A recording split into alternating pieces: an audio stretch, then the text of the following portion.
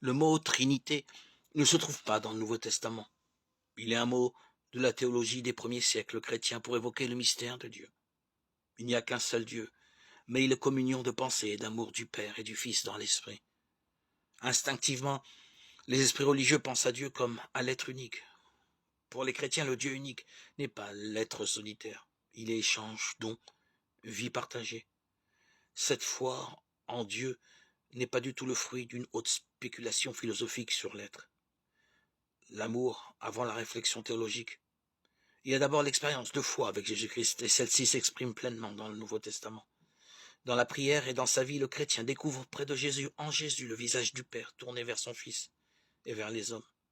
C'est une expérience spirituelle dans l'Esprit Saint, quelque chose qui naît et se développe comme la vie. À partir de là, la théologie a essayé de comprendre pour mieux croire. Dire que Dieu est Trinité, c'est dire que Dieu déborde toutes les idées qu'on peut utiliser pour penser à lui, y compris les idées sublimes de l'être de l'un. Dire que Dieu est Trinité revient à dire que seule l'expérience profonde de l'amour peut nous introduire au mystère de Dieu. Quiconque aime est né de Dieu et parvient à la connaissance de Dieu puisque Dieu est amour. 1 Jean 4, 7, 8.